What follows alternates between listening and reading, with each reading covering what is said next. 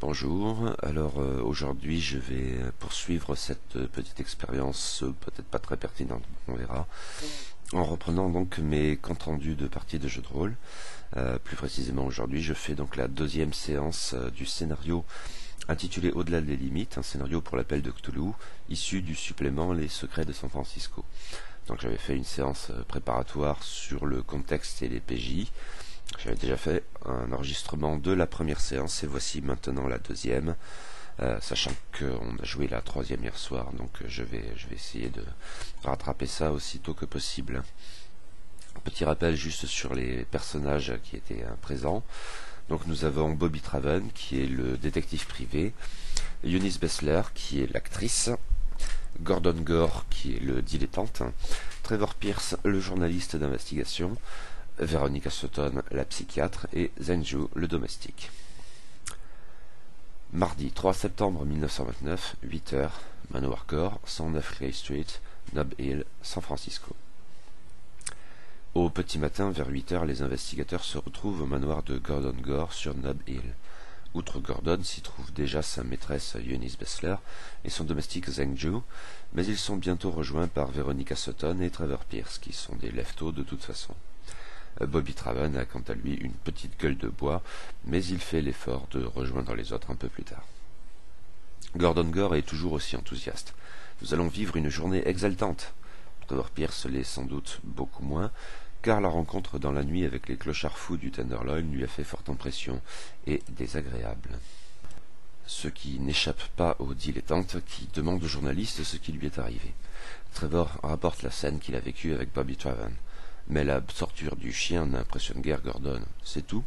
Si Eunice Bessler trouve cela déjà atroce. Mais Trevor en vient à l'aspect le plus troublant de cette mauvaise rencontre, quand les clochards se sont précipités sur la carcasse agonisante de l'animal pour le dévorer à pleines dents. Cette image-là ne quitte pas le journaliste. Bobby essaye de prendre la chose à la rigolade, mais tout au fond de lui aussi il a été choqué par ce spectacle inattendu. Le dilettante admet que ce n'était pas banal. Qu'en pense Veronica Sutton, notre psychiatre? N'ayant pas vu la scène, elle ne peut pas en dire grand-chose, mais cela lui évoque quelques cas de folie collective tout à fait intéressants, évoqués par des collègues dans la presse spécialisée, mais rien de très précis en l'état.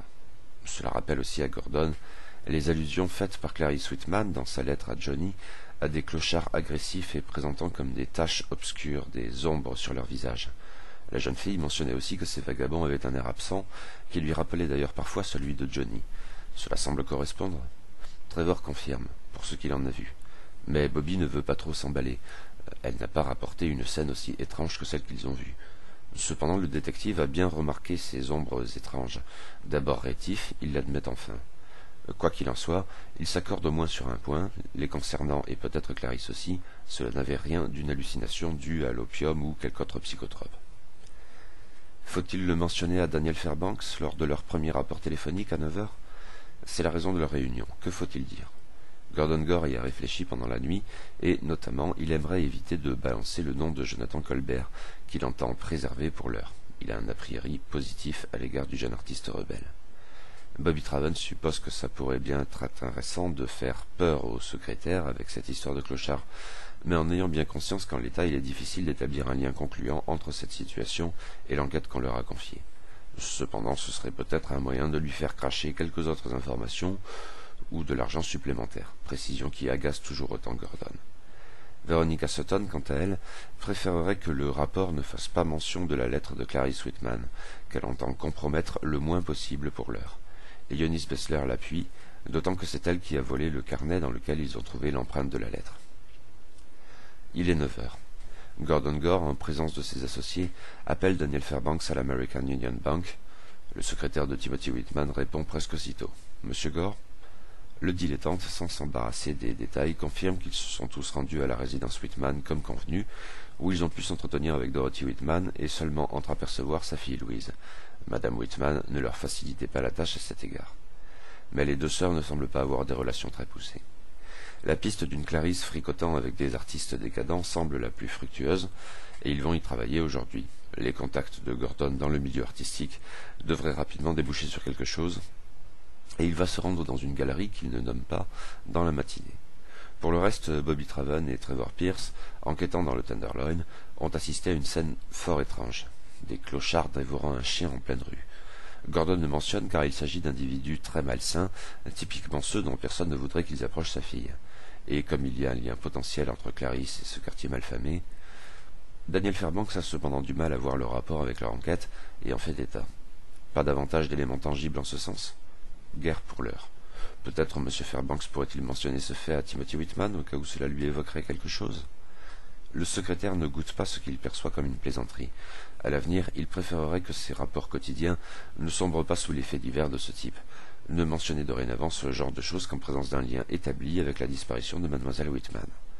Le secrétaire a pris note du reste. Il ne cache pas que cela lui paraît bien léger, mais suppose qu'en pareil cas, un peu de mise en jambe s'impose. Des factures à faire valoir? Une, effectivement. M. Traven a eu des frais. Une facture va être adressée à l'American Union Bank au nom de Daniel Fairbanks, qui raccroche. Bobby Traven, qui a suivi la conversation, le maintient. Il ne sent pas Daniel Fairbanks. Le secrétaire, pour lui, contrôle seulement les éléments découverts par les investigateurs. Le détective est persuadé que Fairbanks sait très bien où se trouve Clarisse Whitman. Il y a de la manipulation dans l'air, et des menaces plus concrètes peut-être, ces vagabonds fous. Gordon Gore va demander à son personnel de maison de redoubler de vigilance à tout hasard. Mais Veronica Sutton demande au détective s'il pense que quelqu'un leur met d'ores et déjà des bâtons dans les roues. Pas forcément plus que ça pour l'heure. Mais le bonhomme au bout du téléphone en sait plus qu'il ne le dit. Et Bobby n'est pas certain que tout le monde souhaite vraiment retrouver cette nana. Eunice Bessler s'emballe. « Monsieur Traven, est-ce que vous pensez que nous pourrions faire comme dans les films ?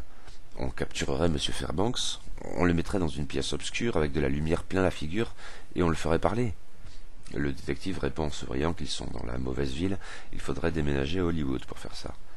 Ce n'est pas forcément une mauvaise idée, mais à son avis c'est tout de même un peu trop tôt. Gordon, blague à part, concède que le secrétaire ne lui inspire pas confiance. Mais ils ont d'autres pistes à explorer tout d'abord. Bobby lui-même suggère que Gordon fasse d'abord ce qu'il a à faire dans le milieu artistique. Il s'agit de fermer des portes, de procéder par élimination sur cette base. On en arrivera ensuite seulement aux choses... Comment vous dites déjà, monsieur Gore? Ah oui, palpitantes. Les investigateurs se répartissent alors les tâches. Gordon Gore compte se rendre à la Russian Gallery à North Beach, a priori le dernier endroit où Jonathan Colbert a exposé. La galeriste Irena Kreniak semblait bien disposée à son égard, à en croire les journaux. Trevor Pierce l'accompagnera.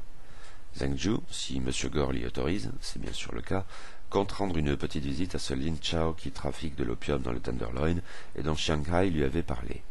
Bobby Traven propose d'accompagner le domestique chinois, mais ce dernier préfère rencontrer Lin Chao seul. Le détective privé décide alors d'aller faire un petit repérage à la résidence Whitman. Eunice Bessler offre de l'accompagner. Peut-être pourra-t-elle obtenir quelque chose de Louise Whitman? Veronica Sutton en attend des nouvelles, mais rien pour l'heure. Aussi la psychiatre propose-t-elle d'avoir une petite discussion avec Nicholas Robinson, le professeur de Jonathan Colbert à la California School of Fine Arts.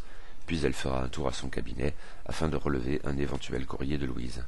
Gordon propose qu'ils se retrouvent pour déjeuner et faire le point ici même. Mardi 3 septembre 1929, 10h, Russian Gallery, 408 Francisco Street, North Beach, San Francisco. Gordon Gore et Trevor Pierce se rendent donc en voiture, la rutilante Rolls-Royce Phantom One de Gordon, dans le quartier de North Beach, qui est tout à la fois le cœur de la communauté italienne de San Francisco et dans le prolongement de Russian Hill, un quartier notoirement bohème, très prisé des artistes en tout genre. Le nom de Russian Gallery ne doit pas tromper, la boutique se trouve bien dans North Beach, même si non loin de Russian Hill. La trouver ne pose aucun problème. Assez petite, elle se trouve dans un bâtiment de plain-pied et d'aspect moderne. Gordon ne croit pas s'y être déjà rendu, ni en avoir jamais entendu parler. Il étonne presque Trevor en concédant qu'il n'est pas allé dans toutes les galeries de la ville. Mais la devanture lui inspire confiance. La galerie est ouverte. Gordon Gore ouvre la porte, déclenchant un petit carillon, et pénètre tout juste dans la galerie, attendant qu'on vienne l'accueillir. Mais, pour le coup, personne ne vient dans l'immédiat. Il jette donc un coup d'œil dans cette première pièce. Un plan de l'entrée indique que la galerie comprend 8 salles. Il jauge les œuvres exposées. Elles sont de qualité sans être exceptionnelles. Et les prix sont affichés qui varient entre 25 et 75 $. C'est ce que ça vaut. Le dilettante remarque que même dans cette première pièce, les tableaux sont très divers. Beaucoup de choses on ne peut plus classiques, mais aussi des peintures plus modernes, impressionnistes, cubistes, abstraites, etc. En fait, au regard de l'organisation, c'est un peu le foutoir. Les œuvres ne sont pas classées par genre ni même par auteur. Là encore, le plan en témoigne. Gordon se tourne vers son associé. Étonnante cette galerie, un peu désordonnée. Mais en fait, ce désordre ne me déplaît pas. Une voix, celle d'une femme âgée avec un fort accent russe, se fait alors entendre. « Vous m'envoyez ravi, monsieur. » C'est la galeriste, Irena Kreniak, qui les rejoint à petits pas. Une vieille dame chétive et un peu tassée qui a un peu de mal à se déplacer, d'où cet accueil un peu tardif. Gordon Gore, qui est porté à y attacher de l'importance, ne peut que remarquer que sa mise ne la met pas en valeur. Elle s'habille sans le moindre soin à cet égard. Elle se présente. Que peut-elle faire pour eux? Gordon se présente lui aussi, puis lui demande si elle pourrait répondre à quelques questions concernant un jeune artiste qu'elle a récemment exposé. Il s'y intéresse en tant que collectionneur, goûtant les œuvres prometteuses et audacieuses. La galeriste le jauge visiblement du regard. « Dites-moi plus, monsieur Gore. » Le dilettante avance le nom de Jonathan Colbert. Certes, il n'a jamais vu le moindre de ces tableaux, mais il est curieux, d'autant plus en fait que le jeune homme et la galerie ont visiblement été les victimes d'une cabale moralisante, ce qui le révolte. Ces tableaux se trouvent-ils toujours ici? Il aimerait y jeter un coup d'œil, éventuellement en acheter quelques-uns, et peut-être serait-il possible ensuite de le rencontrer, et de lui venir en aide. Irena Kreniak partage certes son point de vue concernant le scandale idiot dont elle a fait les frais, mais le collectionneur n'ayant pas vu de son propre aveu le moindre tableau de Jonathan Colbert, elle entend mettre les points sur les i. Ici, on traite d'art. Si c'est de la pornographie qui l'intéresse, il ne se trouve pas à la bonne adresse. Gordon lui demande si elle a entendu parler de lui, et c'est le cas, même si elle regrette qu'il ne lui ait jamais rendu visite jusqu'alors. Il est certes notoirement un amateur d'art, mais elle a plus qu'assez d'expérience pour savoir que cette dénomination, chez bien des gens qui s'en affublent, mérite des guillemets. Elle veut bien lui faire confiance. Cette remarque était une simple précaution dosage, et sans doute le comprend-il très bien en tant que collectionneur. Gordon ne se brusque pas. D'ailleurs, il ne lui offre pas un blanc-seing, il entend voir les œuvres afin de juger de leur valeur. Trevor Pierce intervient. La presse s'était fait l'écho du soutien affiché de la galeriste à ce jeune peintre qu'elle disait très talentueux. Pourquoi alors parler de pornographie comme si cela lui répugnait? Non, cela ne lui répugne pas le moins du monde. Mais les sujets de ces tableaux sont un peu forts, et nombre de San-Franciscains s'arrêtent à cela. Pas elle, bien sûr. Monsieur Gore souhaitait voir ces tableaux? C'est faisable. Ils sont toujours à la galerie, mais dans la réserve donc. Avant de suivre la galerie, le dilettante joue toutefois carte sur table. Son intérêt pour l'œuvre de Colbert est sincère, mais ce n'est pas la seule raison de sa venue ici. Il se livre régulièrement à des enquêtes et le nom du jeune homme a surgi de l'une d'elles. Son implication n'a rien de certain, et Gordon souhaiterait également s'entretenir avec le peintre pour cette raison, pour écarter les soupçons en fait. Et il est sincère. Irena Kreniak le perçoit. Cette remarque l'avait d'abord fait tiquer, mais elle choisit finalement de lui faire confiance. Voir Jonathan Colbert ne s'annonce cependant pas facile, mais ils en discuteront après, si ces messieurs veulent bien la suivre dans la réserve.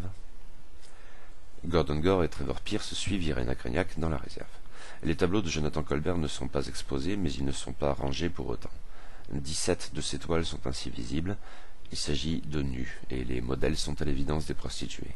L'approche photoréaliste du peintre, qui use de teintes sépia, souligne plus encore leur caractère parfois explicite. Gordon prend le temps de parcourir les toiles, et il les apprécie, plus encore qu'il ne l'imaginait au départ. À vrai dire, il est même un peu surpris à ce stade. Il n'y a rien d'étonnant à ce que ces tableaux aient choqué, non, mais ils sont d'une technique remarquable qui ne devrait pas échapper à quiconque prétend s'intéresser à l'art. Gordon garde bien sûr ce jugement pour lui, mais c'est à l'évidence bien meilleur que tout ce qui était exposé dans la galerie, et qui n'était pas mauvais en soi. Il n'en affiche que davantage la conviction, sincère pour le coup, que le jeune peintre doit être aidé, et il est disposé à le faire. Il serait criminel qu'une œuvre pareille demeure inconnue, et que l'artiste fasse les frais de son audace. Et ces tableaux ne sauraient rester dans cette réserve. Irena Kreniak l'approuve. Elle ne pouvait pas exposer ses toiles, donc, mais elle a toujours l'autorisation du peintre pour les vendre, le seul moyen pour un jeune homme dans son cas de gagner un peu d'argent. Gordon la prend cependant de court. Sans tergiverser davantage, il offre d'acquérir l'ensemble de ses toiles, et dès maintenant. Il est assez riche pour se le permettre, à l'évidence. La galeriste n'en revient pas. Elle prend le temps de faire un petit calcul mental, puis établit le prix de l'ensemble à $1000. Une somme très élevée, probablement supérieure à la valeur objective de l'ensemble. Irena Kreniak comptait sans doute en fait marchander sur cette base et en tirer un bon prix, mais plus raisonnable. Sauf que Gordon Gore la prend à nouveau de court. $1000? Non, ce n'est pas assez. Pour les œuvres en elles-mêmes, pour le peintre, pour la galerie aussi. Le dilettante se dit porté au mécénat, et il offre 2000 $. Il n'a pas toute la somme sur lui, hélas, seulement 1800 $, ce qui est bien évidemment colossal, mais l'amateur d'art est plein aux as et en fait étalage sans même vraiment y penser. Disons qu'il versera cette somme dès maintenant et complétera avec 200 $ de plus sa livraison. La galeriste en reste pantoise, elle en perd ses mots. Mais Gordon pousse son atout. Ils vont établir des contrats en bonne et due forme et s'assurer que Jonathan Colbert en retire le bénéfice qui lui revient. Mais il aimerait vraiment rencontrer le peintre et s'entretenir de tout cela avec lui. Irena Kreniak est confuse, elle bredouille, puis elle se fige un instant, comme si elle se posait une question, qu'elle décide finalement de balayer. Elle n'est pas si vénale, mais suppose que l'offre considérable de Gordon Gore l'autorise à parler de choses qu'elle aurait autrement gardées pour elle. Elle secoue la tête, inspire profondément, puis dit à son client qu'elle a en sa possession une autre toile de Jonathan Colbert, une toile différente, totalement différente. Peut-être l'intéresserait-elle également? La vieille dame est un peu fébrile, peut-être même inquiète. Mais Gordon a très envie de voir cette autre toile, bien sûr. Tremblotante, la galeriste lui demande de la suivre dans une autre partie de la réserve et lui dévoile enfin, car celui-ci était caché, un 18e tableau de Jonathan Colbert. C'est effectivement tout autre chose, si la technique est toujours aussi admirable. Il s'agit du portrait d'un vieil Indien, revêtu semble-t-il de ce qui doit être une peau d'ours. La patte photoréaliste de Colbert est toujours de rigueur, mais le rendu est différent, notamment parce que le personnage se situe dans un décor abstrait, constitué d'étranges sphères ou bulles, plus ou moins translucides, comme des gouttes d'eau parfois, et dont certaines passent devant lui. Et le tableau produit un effet étonnant, c'est comme si ces sphères étaient animées d'une certaine manière. Le peintre a su, par quel miracle, leur conférer l'illusion d'un mouvement autonome. Le sujet du tableau n'est toutefois pas en reste, et il est profondément inquiétant, produisant sur ceux qui s'y arrêtent la sensation désagréable que les yeux du vieil Indien les suivent. Trevor Pierce ne semble pas affecté par cette étrangeté, peut-être parce qu'il est trop prosaïque pour cela, ou absolument pas sensible à l'art. Mais Gordon Gore, pour sa part, ressent comme une vague gêne. Irena Kreniak est pleinement consciente de cet effet. Elle le ressent elle-même, et de manière très visible. Elle ne peut quitter le tableau du regard et parle d'une toute petite voix, presque un chuchotis. En fait, plusieurs clients lui en avaient déjà fait part, dans le bref laps de temps durant lequel le portrait avait été exposé, ainsi que les 17 nus. Avant que les moralistes ne s'en mêlent, c'était bien ce tableau qui avait mis ses clients mal à l'aise, au point où elle avait dû se résigner à le retirer de l'exposition. Les cris d'orfraie des bonnes âmes de San Francisco ne se sont fait entendre que plus tard. Elles n'ont jamais vu ce tableau. Pour autant, il est avant toute autre chose d'une qualité exceptionnelle, meilleure encore en fait que ces nus déjà remarquables. Gordon est tout à fait de cet avis, et enthousiasmé autant qu'inquiet. Il devine qu'il y a une histoire derrière ce tableau. Madame Kreniak pourrait-elle lui en faire part? Elle n'en sait hélas pas plus. Jonathan Colbert lui a livré ce tableau en même temps que les autres, et sans lui fournir d'explication particulière. La galeriste en avait été surprise, bien sûr, et d'abord par le thème, qui n'avait rien à voir avec le reste. Mais la qualité extraordinaire de la toile l'avait incité à ne pas poser davantage de questions. Trevor, à vrai dire, ne comprend absolument pas de quoi parlent Gordon et la galeriste. Qu'est-ce donc qui les met mal à l'aise? La figuration d'un Indien? Ce serait du racisme. Ces deux interlocuteurs ne tiennent aucun compte de sa remarque, et le journaliste n'en est que davantage perplexe. Gordon rend enfin le charme. Ce tableau le fascine, mais il ne prendra de décision le concernant que plus tard. Il se porte acquéreur des 17 nus, mais demande à Irena Kreniak de ne pas adjoindre ce tableau à la livraison, pour l'heure du moins. La galeriste en a l'air un peu déçue, mais comprend son client, qui lui recommande cependant de le garder très précieusement. Il s'éloigne du tableau. Trevor Pierce demande à Irena Kreniak comment Jonathan Colbert et elle se sont rencontrés. Comme un peintre rencontre une galeriste, il n'y a pas de mystère à cet égard. La Lotion Gallery est ouverte depuis bien des années maintenant et n'a jamais manqué d'être approvisionnée par les œuvres de jeunes artistes prometteurs et qui se passent le mot. Au départ, certes, du temps de feu M. Kreniak, la galerie n'exposait peu ou prou que des jeunes peintres russes, d'où son nom. Mais cela fait fort longtemps que ce n'est plus le cas. Et les étudiants de la California School of Fine Arts ou d'autres institutions similaires se rendent régulièrement au 408 Francisco Street depuis des années. Ce n'est certes pas la plus cotée des galeries, mais elle a sa réputation. Trevor poursuit. En sait-elle plus sur Colbert, d'où il vient, etc. Fort peu. Elle l'avait déjà croisé à la galerie, mais sans guère s'entretenir avec lui. Elle sait bien sûr qu'il étudiait à la California School of Fine Arts, et bien sûr, là encore, qu'il venait d'exposer au Palace of Fine Arts dans le Presidio et que ça s'était mal passé. Sinon, eh bien, un jeune homme issu d'une bonne famille. Elle se retourne vers Gordon Gore.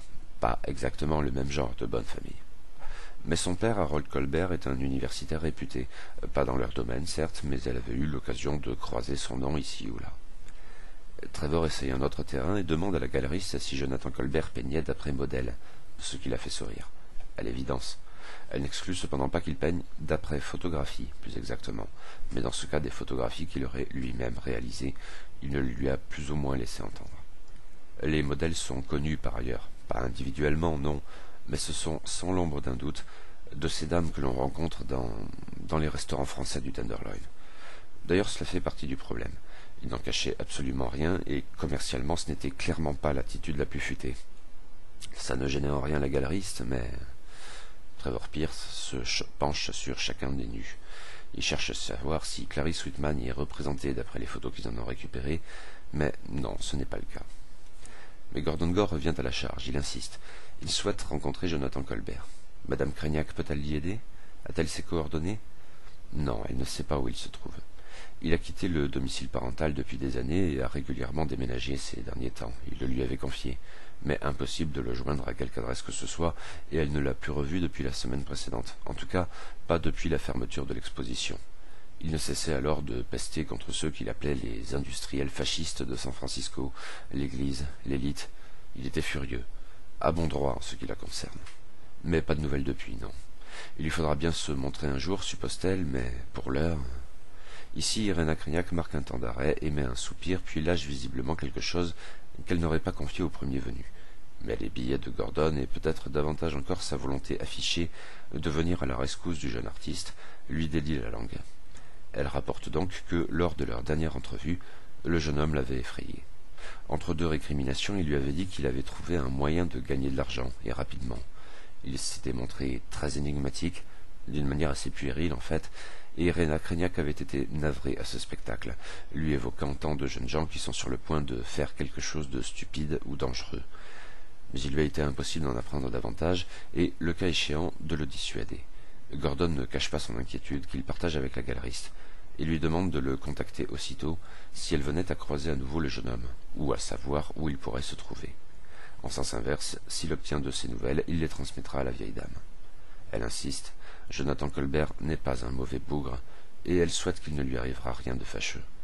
L'entretien s'achève là, avec les politesses de Gordon assurant Irena Crignac qu'il apprécie son excellent travail, qu'il regrette de n'avoir pas découvert plus tôt, qu'elle n'hésite pas à faire appel à lui dans les temps difficiles. Mardi 3 septembre 1929, 10 heures, appartement de Lin Chao, 158 Ellis Street, Tenderloin, San Francisco.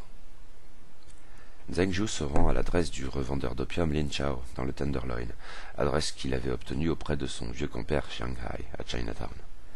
C'est le matin, les restaurants français sont fermés, mais le quartier demeure tout de même vivant. L'immeuble où réside le jeune homme ne paye pas de mine, il est un peu miteux. Zheng Zhu pénètre à l'intérieur, il n'y a ni concierge ni sonnette, et monte directement au 3e étage. Il frappe à la porte et doit insister pour susciter une réaction. Une voix pâteuse qui grogne « Eh, faites pas chier, j'ai envie de dormir !» puis multiplie les insultes dans un sabir à mi-chemin entre l'anglais et le mandarin. Le domestique ne se démonte pas et continue à frapper à la porte. Au bout d'un moment, il entend des bruits de pas et la porte s'ouvre enfin. Apparaît un jeune homme visiblement fatigué et à moitié seulement habillé, avec les premiers vêtements occidentaux qu'il a pu trouver en se rendant à la porte. « Ce que les... » Zheng Zhu se présente, en s'excusant de l'avoir dérangé dans son sommeil. Ils ont une connaissance en commun, l'honorable Shanghai. C'est lui qui lui a recommandé Lin Chao et lui a confié son adresse. Le jeune homme tique. « Recommander mon cul, le vieux bonhomme peut pas me blairer. Qu'est-ce que tu veux ?» Zheng Zhu suggère qu'il vaudrait mieux en parler à l'intérieur. Lin Chao se dégage de la porte pour lui laisser le passage et va préparer du thé, bien dosé. Zheng Zhu, en dégustant son thé, commence par poser qu'il est bien sûr au courant des activités de Lin Chao. Il connaît Shanghai, après tout. Et il n'a rien à redire à ces trafics. Lin Chao acquiesce, mais ne comprend pas ce que le domestique lui veut. S'il connaît Shanghai, il peut se fournir chez lui. Mais ce n'est pas ce genre de service dont Zheng Zhu a besoin. Il est à la recherche d'une personne disparue. Une certaine Clarice Whitman, la fille du banquier bien connu Timothy Whitman. Le nom ne dit rien à Lin Chao. Zheng Zhu poursuit. Il semblerait qu'elle était devenue opiumane et qu'elle fréquentait le quartier du Tenderloin, éventuellement en compagnie d'un peintre du nom de Jonathan Colbert. La fille, cela ne dit rien à Lin Chao, mais le peintre, il en a entendu parler. Il voit le bonhomme, oui. Il consomme de l'opium, mais pas plus que ça. Par contre, il s'est associé avec un type du coin qui, lui, pour le coup, est un de ses clients réguliers. Ils avaient pu en causer, rien d'approfondi, des banalités. Hier, en fait. Et si Zheng Zhou ne lui avait pas posé la question aujourd'hui, il l'aurait sans doute très vite oublié. Un peintre, hein? Son client disait plutôt qu'il était photographe. Bah, peu importe. Zheng Zhou suppose qu'il touche un peu à tout, mais toujours dans la perspective de la débauche, au cœur de son art, quel qu'il soit. L'art, tout ça, Lin Chao s'en fout complètement. D'ailleurs, son client n'a absolument rien d'un artiste. Voilà qui intéresse énormément Zheng Zhou. Lin Chao pourrait-il lui en dire davantage sur ce client? Le jeune trafiquant lui adresse un large sourire. C'est un client, il va pas le balancer comme ça, c'est une question de confiance. Mais s'il peut lâcher quelques billets en même temps... Zheng Zhou lui dit que la personne pour laquelle il travaille dispose de moyens conséquents. Lin Chao éclate de rire. Ouais, sans doute plus que son client. C'est un petit escroc de bas étage. Des moyens conséquents, hein?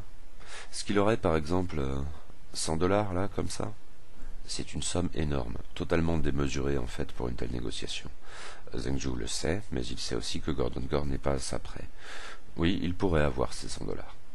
Lin Chao, qui dissimule bien sa joie devant la réponse inattendue du domestique, précise qu'il les veut maintenant, ou en tout cas qu'il ne lâchera pas le nom de son client tant qu'il n'aura pas empoché les billets.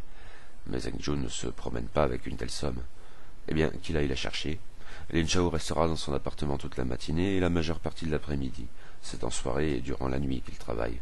Dans les rues, certains établissements, dans le Tenderloin de toute façon. Zheng Zhou lui dit que le temps presse, que la vie de la fille est peut-être menacée, mais le trafiquant ne veut rien entendre, ce ne sont pas ses oignons. Zheng Zhou retourne à la résidence Gore. Ici, faire l'aller-retour entre le Tenderloin et Nob Hill ne prend guère de temps, et Gordon Gore, s'il ne se trouve pas chez lui, puisqu'il est toujours à la Russian Gallery, avait pris soin de laisser un peu d'argent à la disposition de son domestique en pareille éventualité. Zheng Zhou prend 120 $ et repart sans plus attendre. Nous reprenons donc aussitôt avec le retour de Zheng Zhou chez Lin Chao en fin de matinée. Lin Chao est davantage réveillé maintenant et plus affable. La perspective de toucher une grosse somme qui lui tombe ainsi du ciel l'a rendu plus souriant. Zheng Zhou lui tend la somme convenue en précisant que c'est une forte somme, ça n'a pas été facile. Mais il pense, Gordon Gore et lui-même, que l'information détenue par le trafiquant peut valoir ce prix. Lin Chao examine l'enveloppe que lui tend le domestique et prend le temps de compter les billets. Il affiche un sourire radieux et incrédule, ses yeux brillent. Ok, le compte est bon. Alors... Bon, faut faire gaffe, le type, là, j'aimerais pas non plus lui attirer des ennuis, ou en tout cas, faut pas que ça puisse remonter à moi, quoi. Zheng Zhou le rassure, il peut avoir pleinement confiance. Ok. Bon, le bonhomme en question s'appelle Mackenzie. C'est quoi son prénom déjà? Andy. Andy Mackenzie, voilà. C'est une petite frappe du coin, un minable. Il est dans quelques sales coups, des combines à la con, mais à très petite échelle. Les gros boss de la pègre du coin ne lui font pas confiance. Zombie a raison, il est absolument pas fiable. Il a fait quelques séjours en tôle, des embrouilles trop minables pour y rester très longtemps. C'est un petit con. Il fait le malin un peu trop, et un jour il va se le prendre en pleine gueule. Zheng Zhou remercie Lin Chao, mais ne voit pas bien ce que ce type peut faire avec Jonathan Colbert. Le trafiquant n'en sait pas plus, mais il est sûr que son client lui a mentionné le peintre. Et à y repenser pendant l'absence de Zheng Zhou, il s'est souvenu qu'il en avait eu quelques autres échos, en fait, en papotant avec des clients du coin.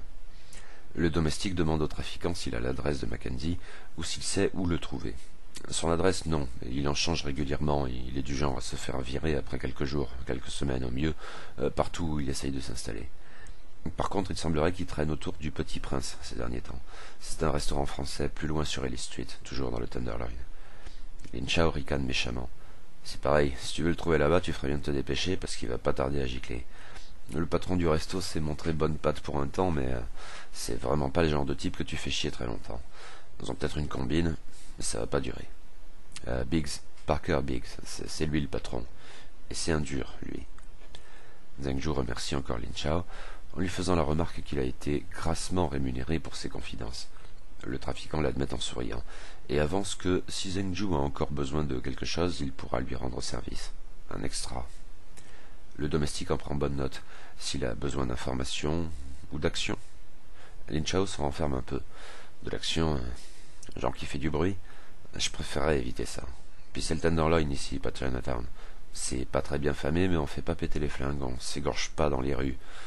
J'apprends rien, je t'apprends rien, mais j'ai pas envie de me retrouver mêlé à ce genre de truc. Zheng Zhu comprend et dit ne pas être un homme à se promener avec une arme. C'est un mensonge éhonté et Lin Chao ne les croit pas 2 secondes. Mais il ne moufte pas. Zheng Zhu s'en va en disant qu'il va tâcher de rencontrer cet Andy Mackenzie. Et bien sûr, il a déjà oublié Lin Chao. Mardi 3 septembre 1929, 10h, California School of Fine Arts, 800 Chestnut Street, Russian Hill, San Francisco. Veronica Sutton se rend à la California School of Fine Arts dans le quartier de Russian Hill, où elle souhaite s'entretenir avec Nicholas Robinson, le professeur de Jonathan Colbert, mentionné dans les coupures de presse. C'est un beau bâtiment, construit sur une base de monastère. L'école est relativement cotée, c'est notoire, et le quartier très animé, effectivement bohème. Les cours ont repris il y a peu et les étudiants sont nombreux dans les environs. Les cafés des alentours sont bondés. Veronica se dirige vers l'accueil. Elle se présente avec sa carte de visite et demande à voir le professeur Robinson pour une affaire urgente et privée. La secrétaire qui a examiné la carte de Veronica, laquelle dispose d'un certain crédit approprié, ne cherche pas à en savoir davantage. Elle examine l'emploi du temps du professeur. Il est en train de donner un cours, mais devrait pouvoir se libérer vers 11h si cela convient à la psychiatre. Très bien, Veronica va patienter. Pourrait-elle d'ici là jeter un œil aux œuvres des étudiants? Bien sûr. La secrétaire lui indique plusieurs emplacements d'exposition dans l'école. Elle lui indique également le bureau du professeur Robinson. Elle pourra s'y rendre directement après le cours.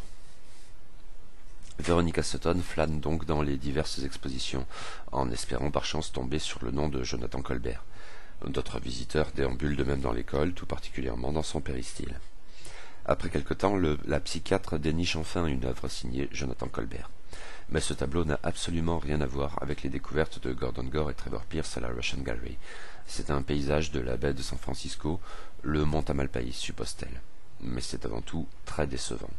Une peinture d'une extrême banalité, témoignant sans doute de la compétence technique de l'artiste, mais sans aucune inspiration. Il n'y a pas d'âme dans cette toile.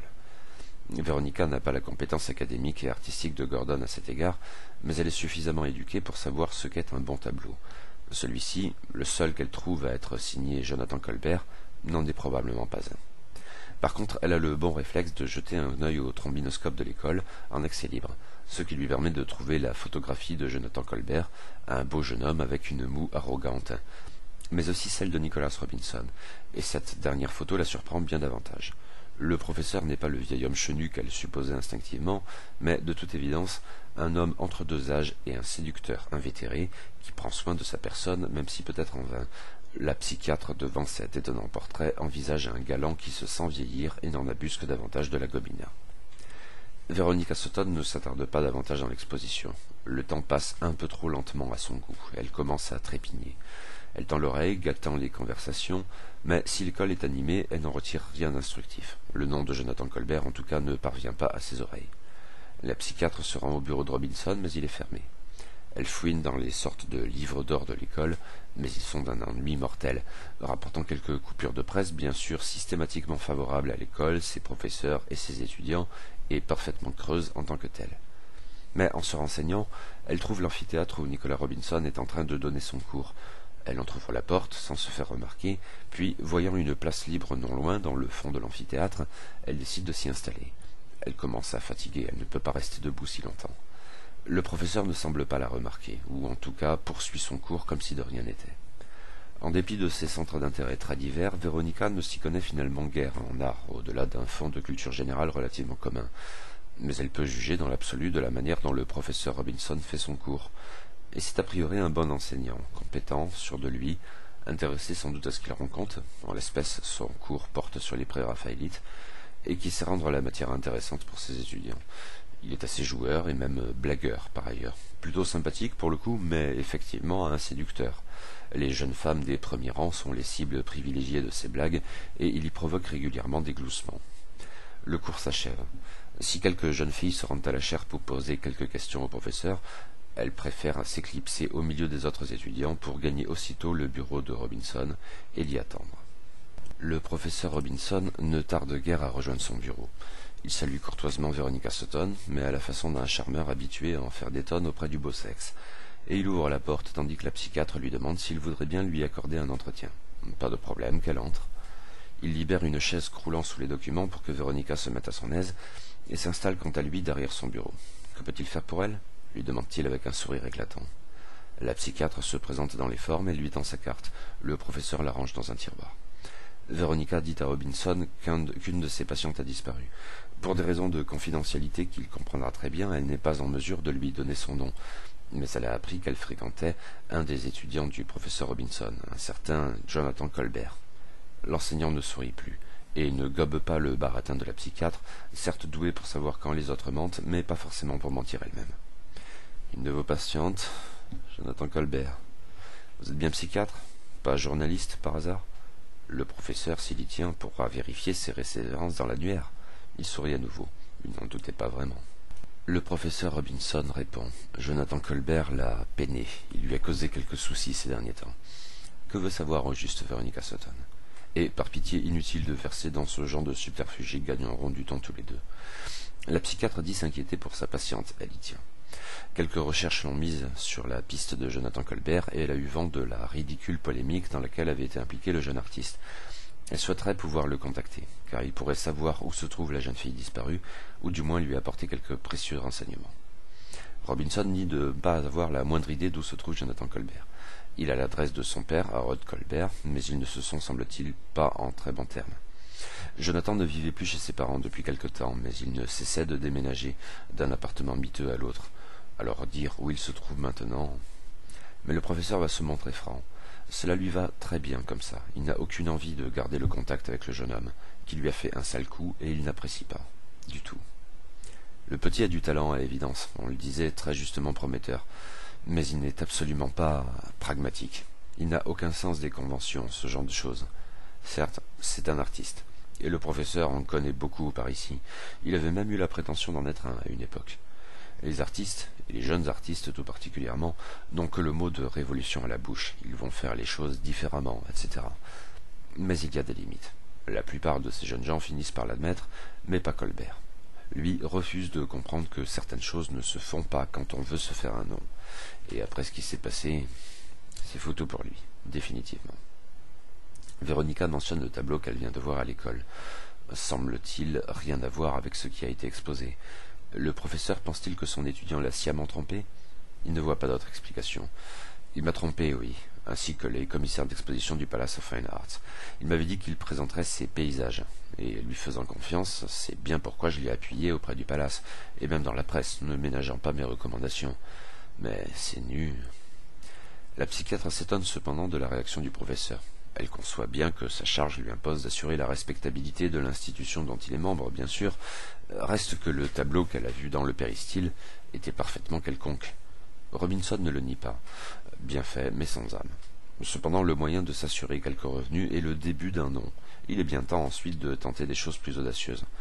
Mais il a voulu brûler les étapes et s'est finalement brûlé les ailes. Je ne crois pas qu'il y ait plus de choses à en dire. Véronica avance que le professeur avait semblé attaché au jeune homme pourtant. Il l'admet. Colbert a beaucoup de talent, c'est un fait. En tant que professeur dans cette institution, Robinson ne se fait plus d'illusions depuis longtemps. Il ne brillera pas par lui-même. Mais les enseignants dans son genre prient sans cesse pour bénéficier, disons, d'une gloire par répercussion. Quoi de plus flatteur qu'un élève qui perce? Il fondait ce genre d'espoir en Jonathan Colbert. Il ne s'en sent que davantage trahi et déçu. Sans doute le jeune homme n'en a-t-il même pas conscience car il s'en moque, mais son comportement a souillé l'école et l'a souillé en tant que professeur. Alors Robinson lui en veut. Nicolas Robinson pense-t-il que Jonathan Colbert aurait pu être influencé par quelqu'un d'autre, qui l'aurait incité à dévier de la voie qu'il lui avait préparée? Il ne connaissait pas plus que ça ses fréquentations. Des jeunes femmes, oui, nombreuses, mais elles s'attachaient bien plus à lui que lui à elles. En dehors de cela... Oui, il fricotait dans quelques groupes d'étudiants, plus ou moins, vous savez, bolcheviques. On en trouve dans cette école, dans les cafés du coin, partout en fait, où des jeunes gens enthousiastes se persuadent qu'ils vont parvenir à changer le monde de fond en comble, et ceci en l'espace de 2 mois tout au plus. Mais le professeur n'en conclut pas grand-chose. Cet engagement politique n'est sans doute pas essentiel pour Jonathan Colbert, au-delà éventuellement d'une rhétorique pouvant tenir de la façade, plus ou moins consciemment. Il avait avant tout un tempérament d'artiste, et passablement lunatique, ce qui ne doit guère surprendre la psychiatre Véronica Sutton. Parler de changer les choses, oui, mais véritablement s'engager pour cela. Par ailleurs, Colbert était fondamentalement arrogant. Le professeur doute que quiconque dans ses cercles ait jamais pu développer suffisamment d'ascendant pour modifier en profondeur sa vision du monde. Veronica demande cependant au professeur Robinson s'il ne pourrait pas lui indiquer un camarade un peu plus proche que les autres, ou un autre enseignant qui aurait noué des liens avec Jonathan Colbert, et qui pourrait savoir où le trouver. Non, il n'était pas très liant de toute façon. Il ne s'attachait pas davantage aux hommes qu'aux femmes sous cet angle. Peut-être mademoiselle Sutton pourrait-elle enquêter dans les cafés des environs, mais il doute qu'elle trouve quiconque disposé à en parler, et il est à peu près certain en tout cas qu'elle ne trouvera personne pour parler de Jonathan Colbert en bien. Même chose pour les professeurs. Robinson ne croit pas qu'un de ses collègues ait pu nouer des liens avec le jeune homme, pas comme lui. Il ne s'en serait en tout cas jamais fait écho, alors... Et il n'a pas d'adresse à fournir, en dehors de celle de Harold Colbert, le père de Jonathan, à Nabil. Veronica Sutton comprend qu'elle n'en tirera pas davantage et prend congé, en invitant Nicholas Robinson, si par miracle il apprenait quoi que ce soit, à la contacter aussitôt. Il en va peut-être de la vie d'une jeune femme. Mais Robinson la reprend. Là, il est incapable de la suivre sur ce terrain. La vie d'une jeune femme menacée, et du fait de Jonathan Colbert. Il n'est pas avare de reproches concernant le jeune homme, mais de là à l'imaginer être mêlé à quelque chose d'aussi grave. Véronica lui répond qu'elle connaît bien ses patientes.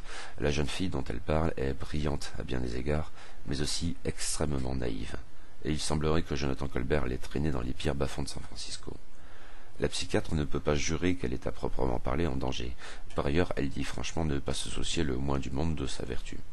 Mais elle redoute vraiment qu'elle fasse de mauvaises rencontres. Nicholas Robinson s'affale dans son fauteuil. Bon sang, j'espère qu'il n'est pas tombé aussi bas, et que personne ne viendra me voir à ce propos en réclamant des explications. À sa demande, il écrit un petit mot afin que l'administration de l'école donne une copie de la photographie de Jonathan Colbert à Veronica, qui le remercie et ne s'attarde pas davantage. Mardi 3 septembre 1929, midi, cabinet de Veronica Sutton, 57 Hyde Street, Fisherman's Wharf, San Francisco. Veronica Sutton rentre à son cabinet à la lisière de Fisherman's Wharf. Elle espère avoir des nouvelles de Louise Whitman, et c'est bien le cas. La jeune fille lui a adressé une lettre. À ce stade de la partie, je n'ai rendu accessible cette lettre qu'à la joueuse incarnant Veronica Sutton, libre à elle d'en communiquer le contenu aux autres plus tard. Mais les circonstances de sa rédaction expliquent qu'une partie de son contenu était à ce stade déjà connue des joueurs, et, concernant le reste, cela peut donner l'impression a posteriori d'une redondance dans la scène suivante, mais il n'y avait pas ce parasitage durant la séance de jeu. Voici le texte de la lettre. Chère Madame Sutton, vous avez très bien fait de me laisser votre carte. Le fait est que j'avais des choses à vous dire, des choses que je devais taire devant ma mère, dont vous avez pu juger combien elle est envahissante. Mais je ne prétendrai pas duper une femme aussi lucide et perspicace que vous, quoique ma mère ait pu en dire. Sachez ceci, Clarisse et moi ne sommes pas amis. Non que je condamne vraiment son mode de vie, autrement plus excitant que le mien, ainsi que vous vous en doutez. Mais la peste trouvait donc toujours à s'amuser, me laissant seul entre les griffes du dragon maternel. Quant à ses confidences sur ses errances et turpitudes, je suis porté à croire qu'elles avaient quelque chose de délibérément cruel et moqueur, qu'il s'agissait pour elles de me blesser. Pour autant, je crains le pire la concernant, et ne laisserai pas ma jalousie vous dissimuler les dangers qu'elle court peut-être. Je sais que vous avez appris le nom de Johnny. À ma connaissance, il est bien le plus récent de ses nombreux amants et dans la lignée des précédents. Un artiste, oui. Je crois qu'il a été exposé récemment au Palace of Fine Arts. Ou était-ce dans quelques galeries bohèmes de North Beach? Je ne me souviens plus très bien. Ce dont je me souviens parfaitement, c'est que Clarisse, plus narquoise que jamais, m'avait confié que le dit Johnny lui avait proposé de poser pour lui, nu, et la petite sotte pensait accepter. Je n'en sais guère plus, mais je suis amené à me poser des questions, naturellement. Sachant ceci, puis-je croire que la soudaine inquiétude de mon père quant à la situation de Clarisse tiendrait uniquement à un amour paternel dont il n'a jamais fait preuve? L'homme d'affaires ne connaît que l'argent. Est-ce trop hardi de supposer que c'est une question d'argent qui le motive? Oui, je pense qu'on le fait chanter, d'où tout ce secret. Ma mère est trop bête pour s'en rendre compte, mais sans doute ai-je hérité quant à moi quelque chose de M. Whitman à cet égard, en bien ou en mal. Je ne pense pas qu'il serait bienvenu de votre part ou de celle de vos collègues de revenir à la résidence. Mais croyez bien, en dépit de mon peu d'estime pour ma pauvre idiote de sœur, que je prie pour elle et pour le succès de votre enquête. Bien cordialement, Louise Whitman. Mardi 3 septembre 1929, 10 heures, résidence Whitman, 32 Lion Street, Pacific High, San Francisco. Bobby Traven et Eunice Bessler se rendent via les transports en commun à la résidence Whitman à Pacific High. La jeune fille possède un appartement plus loin dans le quartier, mais n'y met quasiment jamais les pieds. Au cours du trajet, tous deux discutent. Eunice est excitée comme une puce et parle des films policiers dans lesquels elle a joué. Bobby relève qu'elle ressemble beaucoup à Gordon Gore à cet égard, toujours en quête du palpitant. Lui ne sait pas trop quoi penser de son employeur, qu'il trouve un peu étrange, et Eunice le corrige, enthousiasmant et palpitant. Le détective ne poursuit pas sur ce terrain, mais il aura besoin que la starlette fasse preuve de sang-froid. Ils ne vont pas se livrer à une perquisition en règle, mais Bobby compte fouiner autour de la résidence discrètement. Eunice pourrait faire diversion à un moment opportun, en narquant de l'affaire ou de ce qu'elle est presque une voisine des Whitman. La jeune fille aimerait en profiter pour demander à parler à Louise Whitman, et le détective l'approuve. Ils arrivent aux environs de la résidence Whitman. Pour l'heure, Bobby Traven se contente de placer Eunice Bessler à quelque distance, de l'autre côté de la rue, et aux aguets. Qu'elle ne prenne pas d'initiative pour l'heure, il va se faire une idée du terrain, et lui fera signe s'il a besoin d'une diversion. Le détective fait le tour de la demeure. C'est faisable, il n'y a pas de muraille autour de la résidence, tout au plus une haie sur le côté de la maison qui débouche sur un jardin assez conséquent, sans être immense. Et les deux autres façades donnent l'une, la principale, sur Lion Street, une grande artère, la dernière sur une ruelle autrement réduite. Bobby commence par cette dernière, mais il n'est pas très discret, sa silhouette se remarque et il sait en outre qu'il fait plein jour. Il y a de l'activité au rez-de-chaussée, mais le détective ne veut pas se montrer plus précis. Avec les reflets, les rideaux éventuellement, il ne distingue guère que des silhouettes qui se déplacent à l'intérieur. Probablement davantage que simplement Madame Whitman, sa fille et le majordome Phelps.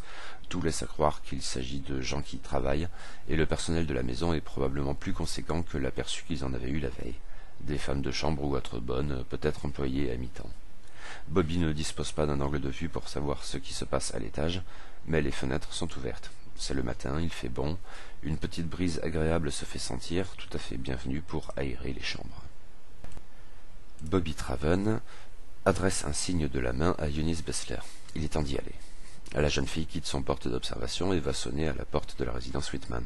Elle patiente quelques secondes, puis la porte s'ouvre sur le majordome, Montgomery Phelps, un peu interloqué. Après quelques politesses qui déconcertent le domestique, guère habitué à ce qu'on lui demande comment il va, l'actrice explique qu'elle réside dans les environs et qu'elle avait pensé profiter de cette belle matinée pour rendre visite à ses voisins les Whitman. Peut-être pourrait-elle discuter avec mademoiselle Louise ou avec madame Whitman. Phelps, un peu gêné, lui explique que madame Whitman est très stricte quant à ce genre de visite de courtoisie et a pour principe de ne jamais recevoir à l'improviste. D'où le rendez-vous de la veille, en fait. Il est tout à fait désolé, mais craint que madame Whitman ne soit pas disposée à voir mademoiselle Bessler, c'est bien cela? Du moins, pas maintenant et pas ainsi. Louise serait-elle mieux disposée? Eunice adresse au majordome son sourire le plus charmeur. Il en est presque paniqué. Il rougit, du moins. Presque sur le ton de la confidence, il dit à la jeune femme qu'elle a sans doute pu constater que madame Whitman refusait que mademoiselle Whitman parle à qui que ce soit hors de sa présence. Eunice demande au domestique s'il ne pourrait pas faire un petit effort à ce propos. C'est qu'elle aurait grand besoin de s'entretenir avec Louise Whitman, seule à seule. De la disparition de Clarisse, bien sûr. La politique domestique de madame Whitman n'aide en rien à la résolution de cette inquiétante affaire. Phelps, désolé, s'excuse de ne pas pouvoir la faire pénétrer à l'intérieur, d'autant qu'il y a tout le personnel de maison, il serait impossible de rester discret. Mais l'actrice lui demande alors, dans ce cas, de faire sortir, même brièvement, Louise Whitman. Le majordome hésite. Elle ne sort pas, normalement. Mais 5 ou 10 minutes, peut-être. Sourire rayonnant de Eunice. Ce sera amplement suffisant. Mais Phelps note qu'elle ne peut pas attendre ainsi devant la maison. Il y a un petit square à 2 minutes. L'actrice va y attendre. Phelps ne peut rien lui garantir, mais il va en parler à mademoiselle Louise. Il ferme la porte. Eunice Bessler se rend au square, mais en prenant soin de passer, l'air de rien, à côté de Bobby Traven. Elle n'a pas le temps de lui expliquer les détails, mais lui dit qu'elle doit s'éloigner brièvement et que le détective ne doit pas la suivre. Il dit cependant qu'il va garder un œil sur elle à distance, en ayant relevé qu'il y avait donc bien du monde dans la résidence Whitman. L'actrice entend le rassurer. Elle sait se défendre. D'ailleurs, elle a un Derringer. Le détective en est encore moins rassuré. Pas de bêtises, mademoiselle. Mais Bobby Traven ne peut de toute façon pas se concentrer sur Eunice Bessler. C'est la diversion qu'il souhaitait, il doit en profiter. En longeant le jardin, il observe les fenêtres ouvertes à l'étage. Il se souvient que Phelps avait évoqué devant lui les sorties nocturnes de Clarisse Whitman. De sa fenêtre, à l'étage, la jeune fille quittait la maison en descendant à l'aide d'une gouttière assez solide, donnant au rez-de-chaussée sur la chambre du majordome, qu'il peut supposer inoccupée à cette heure. Bien sûr, le détective n'a pas exactement la même carrure que la jeune fille. Il n'est pas dit que la gouttière soit assez solide pour lui. Et la discrétion n'est pas toujours son fort, a fortiori en plein jour. Enfin, il y a du monde dans la maison, même s'il ne sait pas ce qu'il en est précisément à l'étage. Bobby a cependant envie de tenter le coup. Il patiente 2 minutes, puis la porte principale s'ouvre, Louise Whitman en sort, et Phelps ferme derrière elle. C'est le moment ou jamais. Par contre, Eunice, trop loin, ne sait absolument rien de ce qu'il fait. Qu'à cela ne tienne, Bobby s'insinue dans le jardin, jauge la gouttière, et pense qu'elle devrait supporter son poids. Il se met à grimper, mais sans grande adresse. Une mauvaise prise lui fait faire un petit peu de bruit, mais cela n'a semble-t-il pas provoqué de réaction. Il se montre plus prudent après coup, et parvient au niveau de la chambre de Clarisse. La fenêtre est ouverte, et Bobby s'assure de ce qu'il n'y a personne à l'intérieur. La chambre a déjà été fouillée la veille par Eunice et Veronica Sutton, mais le détective pense que cela vaut le coup d'y rejeter un œil, lui, le professionnel. Eunice Bessler patiente dans le square, assise sur un banc. Après 5 minutes environ, elle voit Louise Whitman qui pénètre dans le parc, ne tarde pas à la reconnaître, et vient s'asseoir à côté d'elle. Elle ne la regarde pas, se contentant de fixer le square devant elle, les enfants qui jouent sur une installation. L'impression de la veille se confirme. Louise est une jolie jeune fille, avec une coiffure à la mode, mais l'actrice ne manque pas de relever que sa tenue très austère la dessert, sans doute un autre effet de la tyrannie domestique de Dorothy Whitman. Eunice remercie Louise d'être venue. Cette dernière se contente de dire, le visage fermé, qu'elles n'ont pas beaucoup de temps. L'actrice va donc à l'essentiel. Il faut tout lui dire concernant Clarisse Whitman. Ces choses que Louise, visiblement, souhaitait leur dire la veille, mais pas en présence de son omniprésente mère. C'est bien le cas. Elle a adressé une lettre à Madame Sutton à ce propos, mais sans doute Eunice n'en a-t-elle pas encore eu connaissance. L'actrice confirme. Mais ils ont suivi la piste de Johnny, un peintre un peu spécial. C'est bien cela. Le dernier amant en date de Clarisse. Et un pervers qui lui avait demandé de poser nue. Cette petite imbécile me l'a dit, elle en était ravie, elle s'en vantait en fait devant moi. Eunice demande à Louise si elle pensait que sa sœur était en danger de ce fait, que la menace vienne de Jonathan Colbert, le nom précis n'évoque rien à la jeune fille, ou soit simplement en rapport avec lui. Mais pas sur le moment, non. Pour elle, ce n'était qu'une énième occasion pour sa sœur d'étaler sa débauche et sa joie devant elle. Clarisse a-t-elle évoqué devant sa sœur des gens étranges, des clochards par exemple? Elle fréquentait assurément des gens étranges, mais certainement pas des clochards, non. Des artistes à foison, des poètes, ce genre de choses. Eunice l'assure qu'il y a des gens bien dans ce milieu, remarque qui extirpe un petit sourire triste et guère convaincu chez Louise. Puis elle émet un soupir. Savoir si elle est en danger. Avec ces bêtises de jeune fille indocile et en rapport ou non avec ce Johnny, je ne sais pas. Mais il y a quelque chose tout de même, pas tant chez Clarisse que chez notre père. Il a peut-être fait devant vous protestation de son amour paternel, mais je peux vous dire qu'il n'a jamais prêté la moindre attention à ses filles. Pour lui, nous ne sommes que des investissements, à long terme. Et sans doute commence-t-il à trouver que cela fait un peu trop longtemps et qu'il s'agit maintenant d'en tirer des dividendes. J'en sais quelque chose, avec tous ces beaux partis qu'il invite à me scruter comme un cheval auquel on regarderait les dents. Alors son inquiétude concernant Clarisse, je n'y crois pas.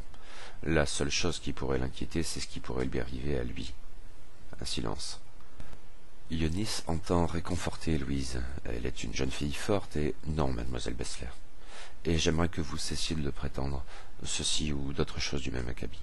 Vous êtes peut-être ce genre de jeune fille, comme Clarisse. Pas moi, je n'ai pas cette force de caractère. Et ce discours, elle me l'a cruellement tenu durant toutes ces années. C'était très désagréable, et ça l'est toujours. Eunice, un peu refroidie par cette répartie qu'elle n'attendait pas, essaye de parler d'autre chose. Le rapport à l'art de Timothy Whitman, qui semble au mieux défiant. C'est un bourgeois très puritain qui aime ce qui se chiffre, et pour lui l'art ne se chiffre pas assez, ou du moins pas selon des protocoles qu'il soit en mesure de comprendre. Les ventes les plus astronomiques en l'espèce le dépassent totalement. L'argent, c'est tout ce qui compte, et un argent qui s'incarne dans le solide, sa banque, sa demeure. L'art est une perte de temps, et donc d'argent, et il n'y a rien de plus à en dire. Et quant aux relations entre Clarisse et leur mère, notre mère est un dragon. Elle bataillait avec Clarisse parce que Clarisse répondait tandis que je me soumettais. Nul amour dans tout cela à nouveau. Notre mère ne nous perçoit peut-être pas, elle, comme des investissements, mais disons des devoirs. C'est ce que les femmes doivent faire, perpétuer le cycle des générations. Madame Whitman est très attachée à sa notion de ce que les femmes doivent faire. Mais Louise regarde sa montre. Elle ne peut pas s'attarder plus longtemps, il lui faut rentrer. Eunice la remercie avec un sourire chaleureux, mais Louise ne la regarde toujours pas. Elle se contente de se lever et de partir sans dire un mot de plus. Bobby Traven fouine dans la chambre de Clarice Whitman. Il repense notamment à ce que Eunice Bessler et Veronica Shelton lui avaient dit la veille, le bruit de chasse d'eau quand Dorothy Whitman s'était livrée à sa fouille préliminaire. Il jette un œil aux toilettes attenantes, mais n'y repère rien de spécial. Il cherche des stupéfiants en particulier, mais rien, et pas davantage dans la chambre à proprement parler, pas de cache sous le plancher, etc. Le détective entr'ouvre la porte donnant sur le couloir. Il n'y a a priori personne à l'étage. À sa droite se trouve une autre chambre, probablement celle de Louise Whitman, tandis que la chambre des époux Whitman se trouve au bout du couloir. De l'autre côté du couloir, tout l'étage est semble-t-il occupé par l'immense bureau de Timothy Whitman. Le détective choisit de se rendre dans ce dernier, mais il n'est pas très discret, il fait crisser le plancher. Pour l'heure, cela ne semble pas prêter à conséquence, mais il comprend bien qu'il n'a pas beaucoup de temps et qu'une nouvelle maladresse attirera sans doute quelqu'un à l'étage. Il entre cependant dans le bureau, aux dimensions vraiment impressionnantes. Les fenêtres là aussi sont ouvertes.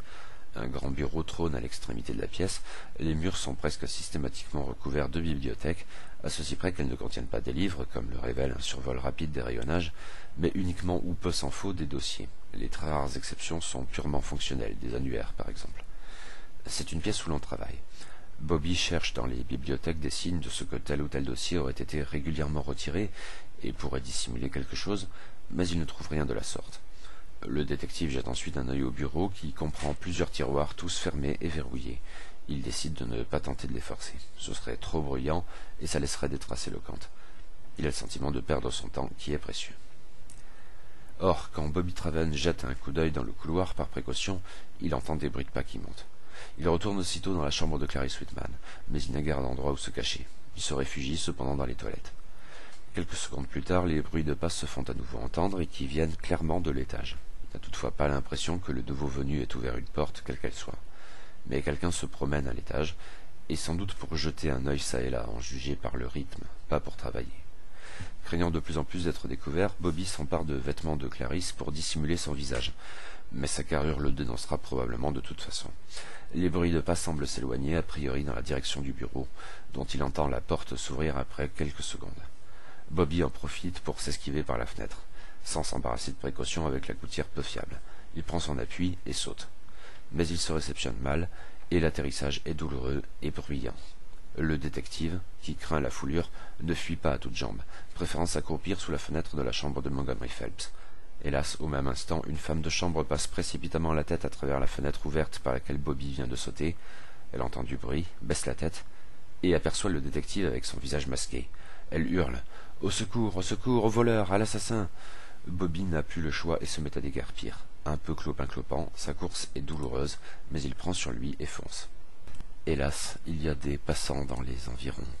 Interpellé par les hurlements de la femme de chambre, il ne manque pas de remarquer Bobby Traven, avec sa forte carrure, sa démarche bizarre, et ce linge de corps féminin dont il s'est fait un déconcertant fouloir.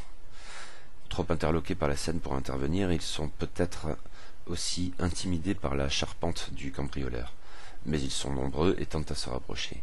Eunice Bessler, après avoir laissé Louise Whitman rentrer seule chez elle, était retournée dans les environs de la résidence Whitman. Les cris de la femme de chambre attirent également son attention, et elle voit bien vite que Bobby est en très fâcheuse posture. Elle court dans sa direction et tente la comédie. Comme dans un faux chuchotis, en fait entendu de tous, elle lance au détective « Bobby, Bobby, qu'est-ce que tu fais ?» Le détective poursuit sa course, finissant par ôter son masque qui lui nuit plus qu'il ne lui vient en aide. Il rejoint les lignes du cable car dans l'espoir de grimper à bord d'une voiture de passage pour filer au plus vite, mais pas de chance, il n'y a pas de véhicule dans l'immédiat. Par contre, les passants se multiplient et reprennent bientôt les cris de la femme de chambre. « Au voleur, à l'assassin !» Eunice, qui peste, court en direction du détective et attire du coup tout autant l'attention. Mais elle continue de jouer la comédie, s'adressant au détective comme un individu un peu simplet. « Voyons, Bobby, faut pas faire ça, c'est pas bien. Tu fais peur aux gens, Bobby, regarde ça, regarde dans la rue, c'est pas bien. » Bobby ne comprend pas vraiment ce qui se passe, il commence même à faire ses excuses. L'actrice le saisit par l'épaule et lui chuchote « Fais-le demeurer, bon sang !» Eunice a du métier, elle pourrait être convaincante dans l'absolu, et son comportement a du moins pour effet d'interloquer à nouveau les passants. Un petit attroupement s'est formé, mais qui ne semble plus savoir comment réagir. En fait, certains semblent trouver la scène cocasse. Mais ça ne durera pas, d'autant que Bobby n'a pas le don de sa compagne pour la comédie, à l'évidence, et les policiers ne vont plus tarder. Tous deux continuent à jouer le couple mal assorti en longeant la ligne du cable car. Quand une voiture arrive enfin, ils s'empressent d'y monter en marche. Les passants semblent sortir de leur hébétude. « Hep, hep, là-bas !» Et, à l'intérieur de la voiture, les passagers sont tout aussi décontenancés, même si personne ne prend l'initiative d'agir.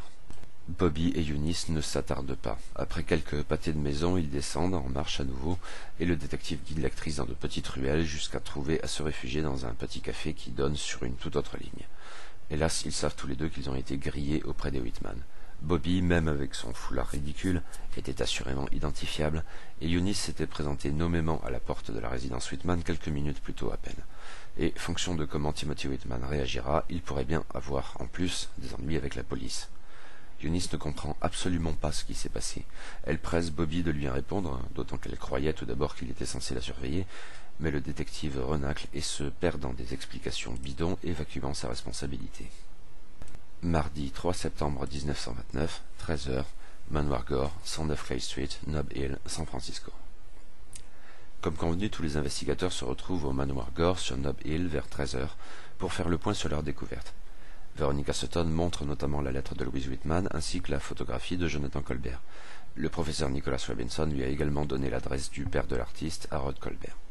En fait, le nom de Colbert disait vaguement quelque chose à Veronica depuis qu'il était apparu, mais l'information concernant son père lui a permis de comprendre qu'elle avait une certaine idée de qui il s'agissait, même si elle ne l'a jamais rencontré. Harold Colbert est un intellectuel assez réputé de San Francisco. Il enseigne la théologie au Jesuit College et fait figure d'expert au niveau mondial. La curiosité de Veronica en matière d'anthropologie et indirectement d'occultisme explique qu'elle a déjà croisé ce nom à plusieurs reprises sans qu'elle fasse jusqu'alors le lien, et notamment parce qu'elle envisage la matière ésotérique dans une perspective rationnelle et symbolique. En fait, le professeur Colbert est tout particulièrement un spécialiste du symbolisme médiéval, et il a livré tout au long de sa carrière des études très pointues portant sur des sujets pas toujours très orthodoxes. Zheng Zhu rapporte alors, concrètement à Gordon Gore, ce qu'il a appris auprès de Lin Chao. Jonathan Colbert traîne bien dans le Tenderloin en compagnie d'une petite frappe, un escroc minable du nom d'Andy Mackenzie. Il semble fréquenter un restaurant français appelé Le Petit Prince, tenu par un certain Parker Biggs, qui a l'air d'un tout autre calibre. Ce renseignement lui a cependant coûté, ou plutôt à son patron, 100 $. On peut évidemment faire passer une facture au motif qu'il a fallu payer un trafiquant d'opium, certes. Quoi qu'il en soit, suivre ce Mackenzie pourrait s'avérer fructueux. Pourquoi Colbert s'est-il donc associé à lui? Visiblement pas pour l'amour de l'art. Et peut-être fera-t-il également avoir une discussion avec Parker Biggs. Bobby Traven fait la remarque qu'il connaît le Petit Prince, effectivement un restaurant français sur Lee Street, pas très loin en fait de chez Francis. Le nom de Parker Biggs ne lui est d'ailleurs pas inconnu. Il n'est pas spécialement affilié à la mafia ou ce genre de choses, mais c'est un parrain dans son genre qui gère son établissement avec une poigne de fer. D'ailleurs, il a la réputation de se servir de ses poings, le cas échéant, sans toujours faire appel à ses lieutenants. Et si c'est notoire, il a trempé dans de très très sales affaires, éventuellement d'homicide, même s'il n'est jamais tombé pour l'heure. Un vrai dur, un méchant. Gordon Gore fait alors à son tour le bilan de ce que Trevor Pierce et lui ont pu trouver à la Russian Gallery. Un peintre tout à fait prometteur, ce Jonathan Colbert. En fait, il a acquis ses toiles, sauf une, vraiment curieuse, le très déconcertant portrait d'un vieil Indien. Le tableau se trouve toujours dans la réserve de la galerie d'Irena Kreniak. Peut-être devrait-il y faire un saut pour en juger de leurs yeux. La galeriste ne sait cependant pas où se trouve le jeune homme, et Gordon se demande en fait s'il est toujours en vie. Mais Madame Kreniak a également mentionné le nom du professeur Harold Colbert. Par ailleurs, Gordon a relevé dans la lettre de Louise Whitman adressée à Veronica Sutton ces éléments qui semblent confirmer que Timothy Whitman n'est pas très clair dans cette affaire. Il n'est pas fâché de ne pas avoir donné trop de détails à Daniel Fairbanks dans le rapport de ce matin et pense continuer dans ce sens jusqu'à nouvel ordre. Mardi 3 septembre 1929, 16h, appartement des Colbert, numéro 3, 1120 Clay Street, Nob Hill, San Francisco. Tous sont d'accord pour considérer que la piste la plus fructueuse est celle impliquant le Petit Prince et Andy Mackenzie, mais le restaurant français n'ouvrira pas avant 18h. Histoire de ne pas perdre leur après-midi, Gordon Gore, Veronica Sutton, Trevor Pierce et, bien qu'un peu hésitante après ce qui vient de se produire, elle est demeurée discrète à ce propos, Eunice Bessler, décide de se rendre à l'appartement du professeur Harold Colbert, qui se trouve en fait dans la même rue que le manoir Gore, Clay Street, dans Nob Hill, mais bien plus loin toutefois, c'est une très longue artère. Zheng Zhu, toutefois, propose de rester auprès de la voiture de Gordon. Inutile d'effrayer le professeur Colbert en se rendant en masse chez lui. Bobby Travan dit être du même avis et n'accompagne pas les autres pour cette raison, préférant retourner à son agence. En fait, il rumine un peu son échec dont il a pris soin de ne pas parler aux autres. Zheng Zhu conduit donc son employeur, Mademoiselle Bessler, Monsieur Pierce et Mademoiselle Sutton, au domicile des Colbert. Ils arrivent devant un bâtiment très fantasque, même selon les critères plus que généreux de Nob Hill. Mais l'immeuble a été scindé en plusieurs appartements. Le professeur Colbert ne serait certes pas en mesure d'être le propriétaire de pareille folie dans son ensemble. Zheng Zhu reste donc auprès de la Rolls-Royce Phantom One de M. Gore, tandis que les autres pénètrent dans le bâtiment, où le concierge les guide vers l'appartement numéro 3. Gordon Gore sonne à la porte, Eunice Bessler à ses côtés, tandis que Veronica Sutton et Trevor Pierce restent en arrière. Une voix de femme un peu âgée se fait entendre, qui demande de patienter, puis la porte s'ouvre sur une Madame Colbert un peu interloquée par cet attroupement. Gordon Gore explique qu'il souhaiterait discuter avec elle et son époux de l'œuvre de leur fils Jonathan. Elle fronce les sourcils et demande s'ils sont des journalistes, mais le dilettante explique que ce n'est pas du tout le cas. Il s'est porté acquéreur de 17 étoiles du jeune artiste qu'il admire énormément. Il est collectionneur d'art. Peut-être a-t-elle entendu parler de lui? Ses amis sont également amateurs d'art, et ils souhaiteraient tous rencontrer Jonathan.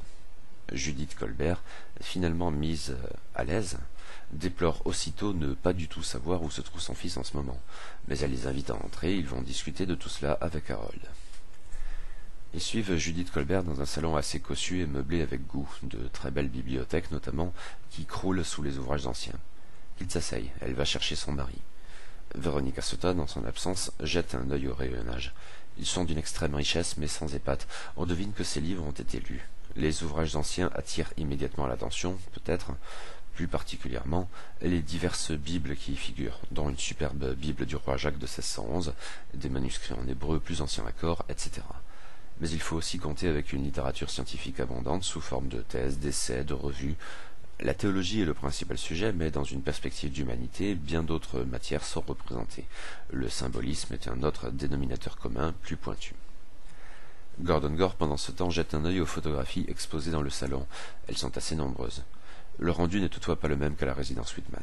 Il y a beaucoup de photos de Harold Colbert illustrant le plus souvent des événements académiques, des remises de récompenses, etc. Mais nulle prétention dans cet étalage, simplement le souvenir de moments marquants. D'ailleurs, le visage toujours souriant du professeur inspire instinctivement la sympathie. On trouve également des photos de Jonathan Colbert, fils unique, semble-t-il, à plusieurs époques de sa courte vie.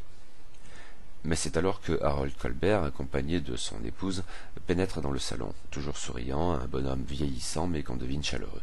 « Messieurs, dames, Judith me disait que vous souhaitiez discuter de Jonathan ?» Gordon Gore s'avance et lui tend la main qu'il serre cordialement. Il se présente comme un admirateur du travail de son fils, qui souhaiterait le rencontrer et peut-être en apprendre davantage. Les éloges que tresse Gordon à propos de Jonathan Colbert font sourire plus encore le vieux professeur, persuadé que le dilettante exagère. Lui-même ne saurait prétendre apprécier l'œuvre de son fils. Sans doute manque-t-il de la culture nécessaire pour cela. Mais c'est ennuyeux, il n'a aucune idée d'où son fils peut se trouver. Judith et lui ne l'ont plus revu depuis plusieurs mois. Gordon Gore demande s'il faut s'en inquiéter, mais le professeur Colbert répond que ce n'est probablement pas le cas, d'un simple revers de la main, mais il est un peu gêné, et donne au fond l'image d'un père aimant, mais qui ne sait tout simplement pas quoi faire, et est trop timide pour oser parler de ce genre d'affaires privées de la sorte. Mais Gordon poursuit dans cette voie. Il a eu des échos de la vie irrégulière du jeune homme, ses déménagements à répétition, et Veronica Sutton n'a aucun doute. Harold Colbert est bel et bien inquiet. Elle intervient, le signifie au professeur et lui dit qu'ils peuvent l'aider. Le vieil homme est surpris. L'aider? Qu'entend-il par là? Gordon reprend la main et décide de jouer franc jeu. Il mène une enquête qui pourrait bien impliquer Jonathan Colbert. La disparition mystérieuse d'une jeune fille. Qu'ils se rassurent, ils ne sont pas de la police, ils ne travaillent pas non plus pour la presse, et l'intérêt du dilettante pour l'œuvre du jeune homme est parfaitement sincère. Mais à tous les niveaux, ils ont besoin d'en savoir davantage. Le professeur ne l'interrompt pas, mais il est visible qu'il tend à se fermer un peu. Gordon poursuit. Jonathan n'est accusé de rien, la justice n'est pas après lui. Mais il était lié à cette jeune fille, cette Clarisse, dont le nom dit peut-être quelque chose au professeur. Il fait non de la tête, très lentement. Mais Judith Colbert commence alors à sangloter. Gordon lui présente aussitôt ses excuses, mais Harold Colbert, sans un mot, pose la main sur l'épaule de son épouse, qui se lève aussitôt, en larmes, et quitte la salle, en faisant un signe de la tête à son mari, l'invitant à poursuivre l'entretien. Harold Colbert fixe Gordon Gore, il semble le jauger, et finalement décider de lui faire confiance. Dans un soupir, il les prie d'excuser son épouse, mais cela fait bien quelques mois qu'ils sont sans nouvelles de Jonathan. Ils s'étaient aigrement disputés alors, et oui, ils sont inquiets. Il n'était pas possible d'en parler librement en présence de Judith, mais peut-être cette conversation pourrait-elle apporter quelque chose, oui. Le professeur a eu écho des soucis médiatiques de son fils par la presse uniquement, il n'en sait rien de plus. Trevor Pierce lui demande s'il ne connaîtrait pas des amis de son fils, des endroits où il aurait pu aller, mais non, ce n'est pas le cas. Des amis, je doute qu'il en ait jamais eu beaucoup.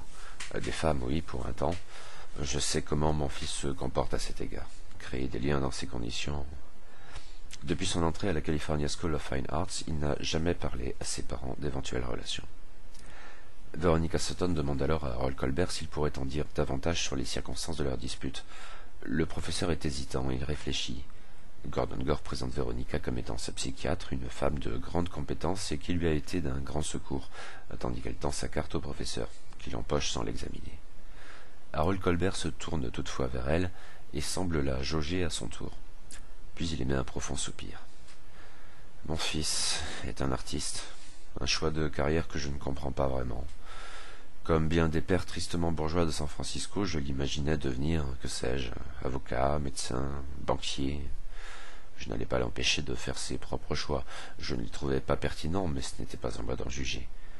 Mais il sait aussi composer un personnage d'artiste avec toutes les lubies qui peuvent aller avec, même si cela s'accorde sans doute avec son caractère, lunatique, passionné.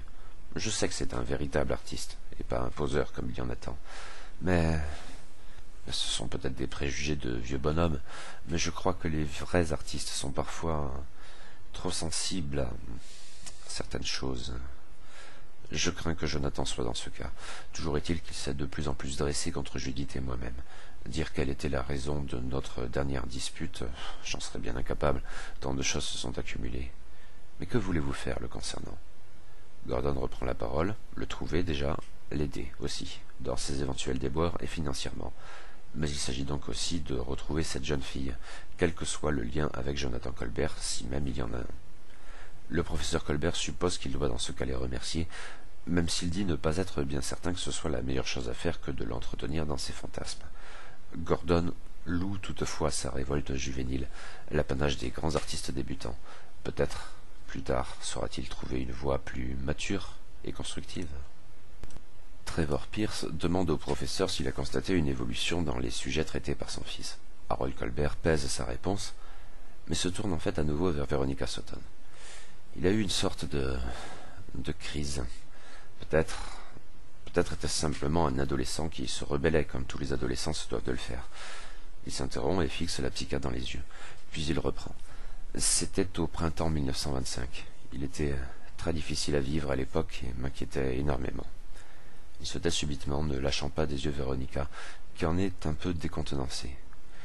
Vous l'aviez dit tout à l'heure, trop sensible à certaines choses. Est-ce à cet épisode que vous faisiez allusion? Le regard du professeur est plus perçant que jamais, et il ne sourit plus du tout, il est d'une extrême gravité. Il hoche presque imperceptiblement la tête. Puis, vous êtes psychiatre, psychanalyste peut-être aussi? Véronica acquiesce, c'est une de ses marottes. Vous n'êtes pas si nombreux à San Francisco, tout particulièrement parmi les femmes. Ce n'est pas une matière que je maîtrise très bien. Le docteur Freud a écrit sur l'interprétation des rêves, n'est-ce pas? Je n'adhère pas vraiment à ces vues. En tant que spécialiste du symbolisme, j'imagine que cela peut paraître étrange, mais je ne crois pas qu'interpréter les rêves sur la base de grilles de lecture symboliques soit si pertinent que cela. Les rêves peuvent avoir une toute autre portée, et le symbolisme n'explique pas tout, s'il explique quoi que ce soit. Toujours est-il qu'à l'époque, Jonathan a beaucoup rêvé. De ces rêves dont on se souvient au réveil, et des rêves déstabilisants. Veronica Sutton croit comprendre ce dont il veut parler. Elle réalise qu'à l'époque dont parle le professeur, un nombre inhabituel de ses patients, et tout particulièrement des artistes, des auteurs, etc., avaient adopté un comportement étrangement similaire, même si elle n'en a plus les noms en tête. Ils étaient venus lui parler de leurs rêves toujours plus étranges, et dont il se souvenait très bien, aussi aberrants fussent-ils. En fait, la littérature scientifique d'alors s'en était fait l'écho de par le monde entier. On avait avancé de nombreuses théories, mais rien de déterminant. Puis la crise a cessé et on a tout simplement cessé d'en parler. Veronica comprend par ailleurs que le professeur Colbert lui a fait passer une sorte de test. Il s'agissait de voir si elle ferait le lien, base nécessaire à de plus amples révélations. Elle joue le jeu et le signifie en appuyant sur la date de la crise. En 1925. approximativement entre février et fin avril. Il hoche imperceptiblement la tête. La psychiatre lui demande alors si son fils lui en a dit plus sur le contenu de ses rêves. Mais le visage du professeur Colbert se décrispe soudainement et il botte en touche. Mais toujours en regardant Veronica Sutton, il a en fait totalement lâché les autres, qui s'en rendent compte, et ça peut les mettre un peu mal à l'aise. Judith est très affectée par ce qui s'est produit et fatiguée. Je crois que je ferais mieux de m'occuper d'elle. Si vous voulez bien me tenir au courant de l'avancée de vos investigations, vous savez comment me contacter. Mais je vous prie de bien vouloir me laisser maintenant. Il se lève, les autres font de même. Gordon Gore le remercie d'avoir bien voulu les recevoir et l'assure qu'il lui fera savoir où en est leur enquête. À suivre.